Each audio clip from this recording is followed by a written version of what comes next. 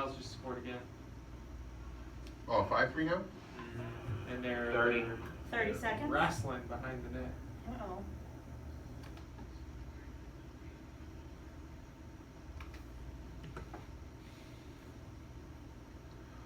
Yeah, you don't want to fall in a 3-0 hole. Yeah, 15. 15. 10. 10. 5. 4. 3. 2. 1. 1. Kiwi. Opens up.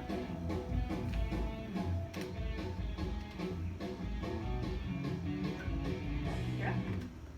Welcome back inside the Chevrolet Sportsnet here on Spectrum News 1. I am Mike Solarte. It is time once again for our Panthers seasonal feature, what we like to simply call On Coach's Way.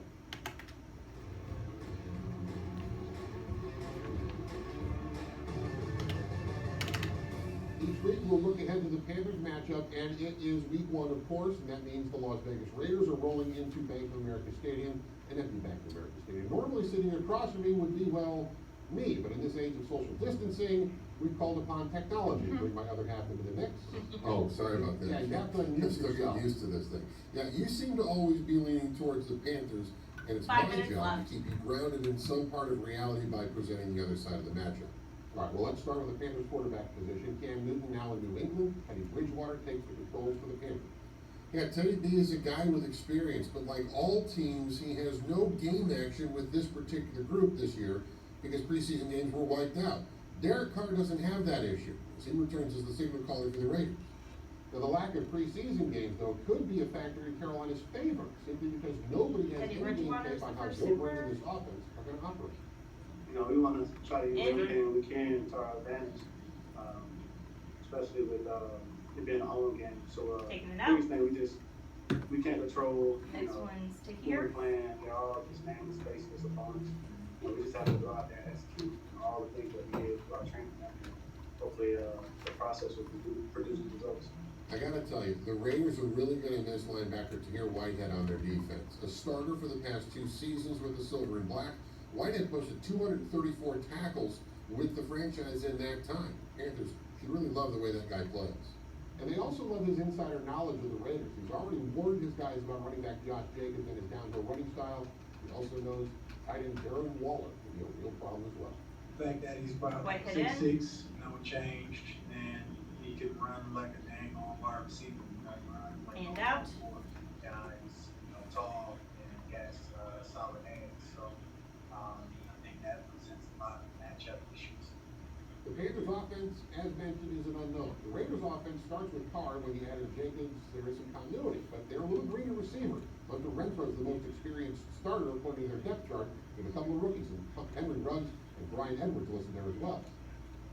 Yeah, very true, but the line play is going to be very key on Sunday. Loads of experience for Vegas between guys like Gabe Brown and Richie Incognito. Defensive tackle K'Wan Short is expecting a real battle in the trenches.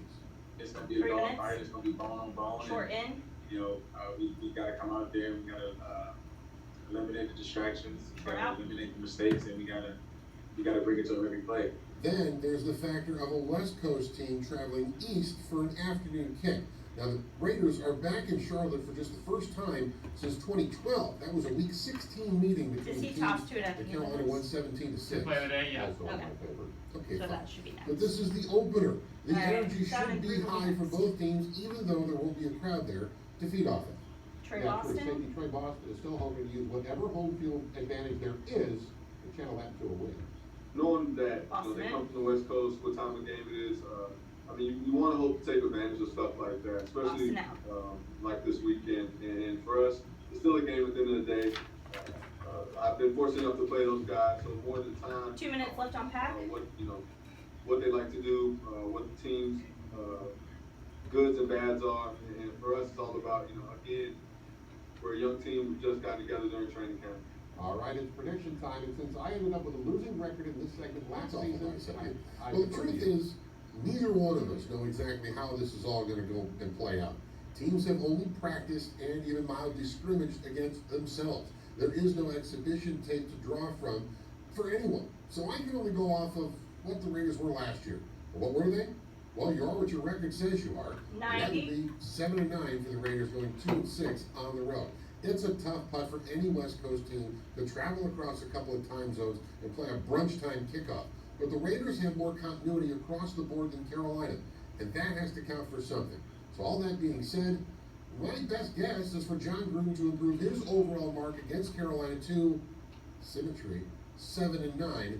And I'm going to take Vegas to come up aces against Carolina, 30-14. 1 minute left. It's hard to argue the continuity aspect, considering there are 28 new faces on the Panther roster this season. The thing to remember, though, is that they're a total unknown. As you mentioned, no one has seen them play. And with all the roster turnover, a new head coach in Matt Rule, which in turn means a new staff, that means new philosophies and ideas. Football does not promise to be pretty to watch for either team. In fact, I expect it to be fairly sloppy. But it's as generic of a setting as you're going to get. You say Vegas will come up aces? 30 left to pack. In Carolina. Give me the Panthers winning a rock fight, Down 13-9. 3 attempts. As both teams try to figure out just what they'll become. All right, first one down, 14 more to go because we'll skip out the Thursday night game between the Panthers and Falcons. So that's Mike and Mike. Week number 1. You want to throw us a break? Stand by. Hello, are you there? Computer freeze?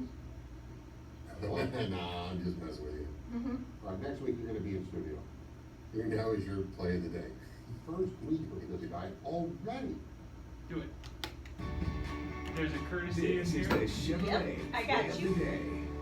And 1 is up. They're playing high school football in Utah. Leander will be in 2, so Down the sound in field, 2 we're next. time down to the last play of the game. Brooks Cornelius hauls in the pass from Maximus Barker for the win. Braves take down Woods Cross 26-24 thanks to the clutch touchdown. And you know what? I just want to say the names again.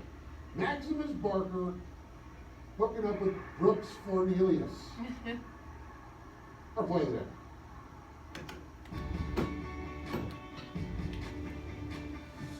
And in 3, 2, 1, take a master.